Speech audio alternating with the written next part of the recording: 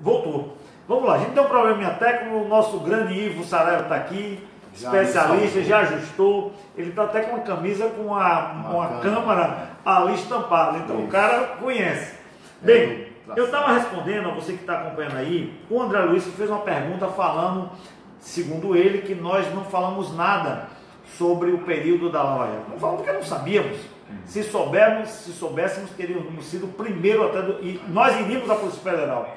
Agora, como eu ia contando para você, Célio, nós tivemos lá no canteiro de São Roque do Paraguaçu semana passada, a partir de uma informação de um companheiro da base, e lá nós visitamos duas plataformas, 59 e 60. Plataformas autoelevatórias, construídas nesse canteiro de São Roque do Paraguaçu em Maragogipe, que foram lançadas ao mar há cerca de 5 anos. Cada plataforma custou R$1 bilhão. R$1 bilhão foi a construção de cada plataforma. E a Petrobras, atual, André Luiz, fez um leilão internacional e colocou à venda essas duas plataformas. Até aí tudo bem. Qual é o problema? O problema é que o leilão, César, foi até o final. Uma empresa inglesa comprou essas duas plataformas, cada uma por aproximadamente, em real, cerca de 90 milhões de reais. Pois bem, custou R$1 bilhão. Vamos lá, César. Imagine, César, um trabalhador que com trabalho, com esforço, se dedicando, né? E um trabalhador com salário médio, conseguiu comprar um carro de R$100 mil. O carro do sonho dele, um carro bom, comprou esse carro de R$100 mil à vista. E esse trabalhador usou esse carro por 1 ano, mas conservando o carro, cuidando do carro, carro de garagem, certo? Com o maior cuidado do mundo, certo?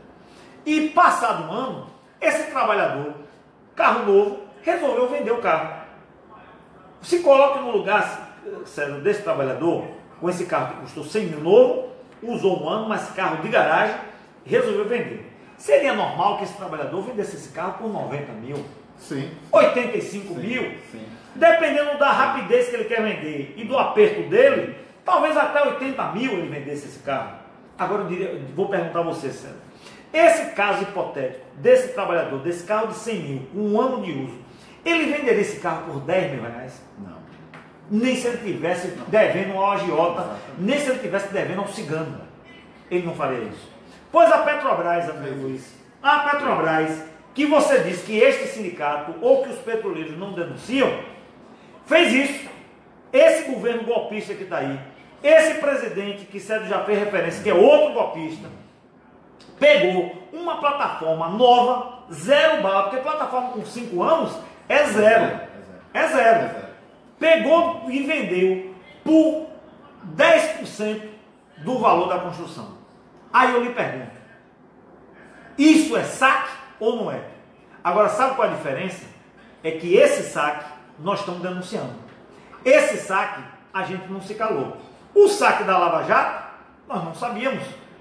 Não é possível responsabilizar nem as direções sindicais, nem mesmo os trabalhadores da Petrobras, porque acontecia nas sombras. Agora esse governo faz esse saque, André, botando em diário oficial, fazendo leilão internacional, publicando nos grandes jornais do país. Isso é muito mais grave.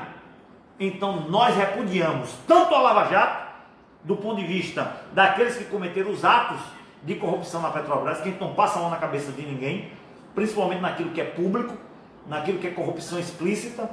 Nem eu, nem César, nem a CUT, nem o Sindipetra avaliza nenhum tipo de atitude como essa, mas a gente também, André, não se cala em situações como a venda da plataforma, como vender a refinaria Landulfo Alves, como vender o Temari, como vender a Fafem, como vender a Transpetro, como vender os Campos Maduros.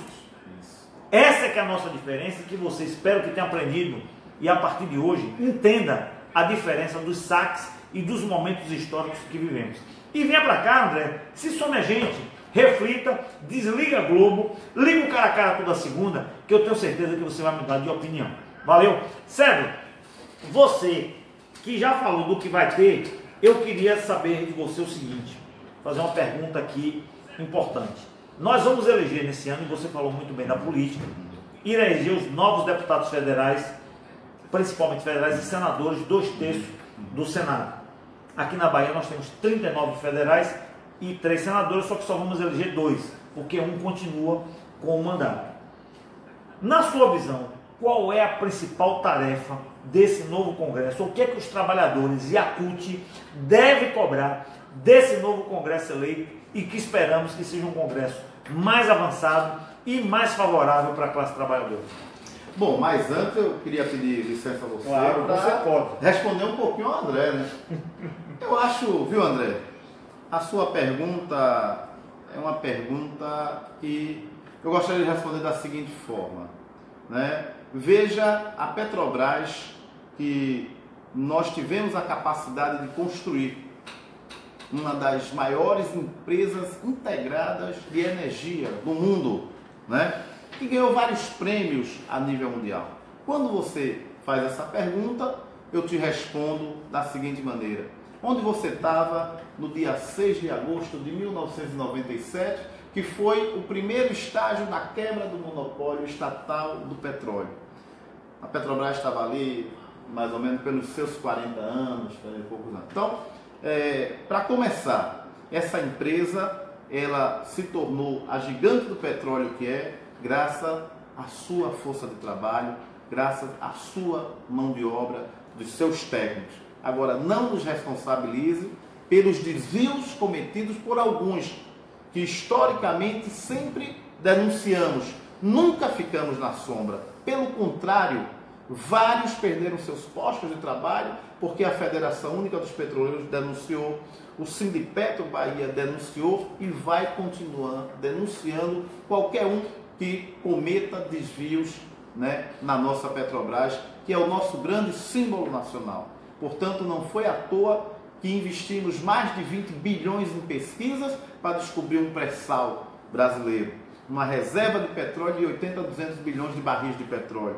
Não foi na sombra que nós encontramos a Petrobras em 2003 com 32 mil trabalhadores e chegamos a 2013 com 58 mil trabalhadores, beirando ali 60 mil trabalhadores. Ou seja, a Petrobras cresceu muito. A Petrobras investiu mais em ciência e tecnologia, mudou a sua visão e a forma de se relacionar com a economia brasileira, chegando a ser 13% do produto interno bruto de toda a nossa economia nacional. Portanto, procure se esclarecer melhor, procure aprender mais antes de dizer de nos perguntar onde foi que nós estávamos, que nós não vimos isso. Ou seja, nós sempre estivemos na linha de frente, na trincheira de luta, defendendo esse maior símbolo nacional, e eu espero que a partir de agora você também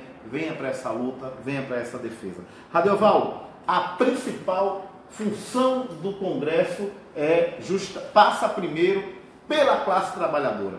É a classe trabalhadora que tem que eleger um Congresso de acordo com o Brasil que está pensando daqui para frente, né? Um Brasil que possa voltar a distribuir renda, olhar mais pelos mais pobres desse país. E isso só vai ser possível se a gente eleger uma bancada de trabalhadores e trabalhadoras, oriundas principalmente do mundo do trabalho, como você que é candidato, né?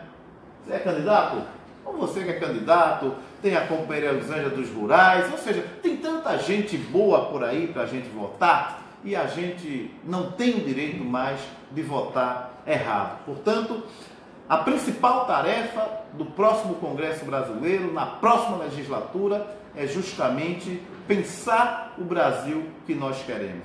Se a gente quer um país continuar num estado de exceção, um país sem soberania, um país sem democracia, ou se a gente quer o contrário disso, que é um país unido, forte, pensando na sua gente, pensando no seu povo, que possa voltar a andar de cabeça erguida lá fora e aqui dentro tratar melhor as pessoas, né, os seus habitantes, a sua população.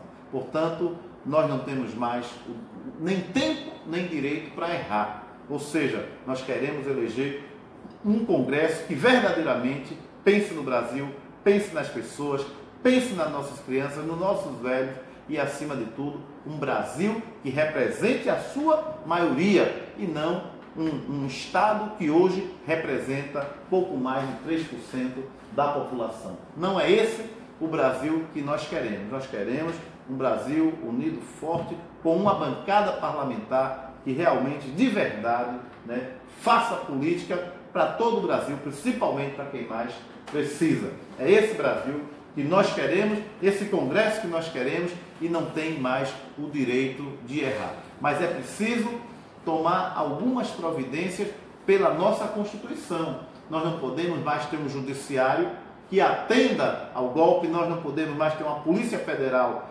omissa, nós não podemos mais ter Controladoria Geral da União, Tribunal de Contas da União, que traem as pessoas. É preciso melhorar a fiscalização, democratizar mais, cobrar mais responsabilidade dessa turma que é, na sua maioria, responsável por essa situação que estamos vendo hoje no Brasil. Daí, um Congresso Unido Forte é importante para a gente aprovar novas leis, inclusive discutir eleição no Judiciário e uma fiscalização bastante efetiva. Pois é, está aí, Cedro. E Cedro, para a gente caminhar aqui para a nossa conclusão, a gente tem falado muito de notícias ruins, de privatização, de aumento da taxa de desemprego, de retirada de direitos. A gente tem dado poucas notícias boas nessa conjuntura adversa que a gente está vivendo. Mas, afinal de contas, eu queria que você aproveitasse esse final para falar qual a esperança que os trabalhadores têm. Existe esperança? Quais são as perspectivas de mudança? Que mensagem que você poderia passar nesse momento para alimentar essa esperança do trabalhador por dias melhores? Olha, eu te citaria várias questões, né? A gente, nos governos Lula e nos governos Dilma, nós tínhamos uma classe trabalhadora crescendo, aumentando em direitos. Nós tínhamos os jovens frequentando as universidades, o filho do pedreiro, o filho do carpinteiro se formando em doutor. Nós tínhamos uma classe trabalhadora podendo planejar melhor a sua vida, comprar um carrinho novo, melhorar a casa, fazer a reforma que a gente chama de puxadinho, viajar do sul para o nordeste de avião para visitar os parentes. A gente tinha um país que estava seguindo, né, numa velocidade incrível, melhorando a vida das pessoas. Então, o Brasil precisa voltar a ser feliz, a nossa população precisa voltar a sorrir, mas isso depende de nós, depende da luta nas ruas, depende da capacidade da nossa resistência em combater o golpe na unidade da classe trabalhadora. Portanto, nós temos o que comemorar em direitos para as mulheres, para a juventude, em direitos para LGBTs, em direitos para negros, quilombolas, porque todas essas políticas dos governos Lula e Dilma foram bastante favoráveis, né? O Brasil nunca tinha experimentado um estado de bem-estar social e hoje a gente pode dizer que experimentamos um pouco disso, né? É uma realidade que a gente quer falar. Houve regularização de terras, houve mais investimento na agricultura familiar, houve programa de habitação rural, houve Minha Casa Minha Vida, Brasil Sorridente. Eu lembro que tinha gente que tinha orgulho de dizer que o Brasil era a pátria dos desdentados, né? O Brasil Sorridente foi um programa, né, de colocar dentaduras nas pessoas, tratar, né, bem. O Brasil Carinhoso, né, que teve a oportunidade de construir creches para a mãe deixar seus filhos para poder ir para o mercado de trabalho, né? O Bolsa Família, que fez as pessoas... aquelas crianças que nunca estudaram ir para a escola, os pais, né, também foram assistidos dentro desse programa no sentido de serem alfabetizados na educação de jovens e adultos. Ou seja, o Brasil vivia bem até um certo momento, mas aí houve um desrespeito ao resultado da eleição, e alguém se intitulou em dizer que não ia reconhecer, né, o resultado da eleição e começou a tramar o golpe na democracia, desrespeitando o resultado das urnas, como também depor uma presidente legítima e honesta. Portanto, o Brasil precisa voltar a sorrir dessa forma, com os programas sociais que nós tínhamos, né, e a política do Brasil chegando a todos os brasileiros e não só aqueles que dizem que só querem para si e para os outros nada. Isso é fascismo, é golpe. Golpistas, fascistas não hão de passar no nosso Brasil. Tá aí. Então, nós com isso vamos encerrar, depois dessa mensagem estimulante, enérgica, com força do nosso presidente César. A gente agradece, César, a você por ter contribuído, por ter debatido aqui conosco, aqui no Cara a Cara, por ter participado dessa atividade, por ter contribuído com você que está aí ouvindo. E esperamos que vocês tenham gostado. Na próxima segunda retornaremos com mais um Cara a Cara, aqui com vocês, com outro tema, com outros convidados, com outras temáticas, para discutir aquilo que interessa à classe trabalhadora, aquilo que interessa aos petroleiros, aquilo que interessa ao povo brasileiro. É luta, resistência, soberania. Lutar contra o golpe, queremos Lula livre, eleições democráticas, naturalmente com a participação de Lula, para poder resgatar tudo isso que César falou aqui, defesa do patrimônio público, defesa da Petrobras, defesa da Eletrobras, de todas as estatais e defesa do direito dos trabalhadores. César, refaço o convite aqui para a atividade amanhã e nós vamos com isso encerrando o nosso Cara a Cara.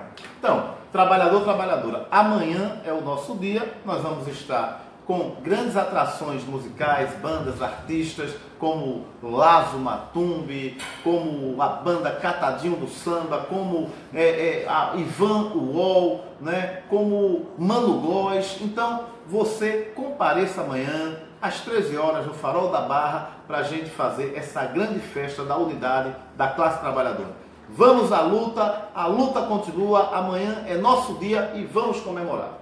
Valeu, pessoal, um abraço, até a próxima.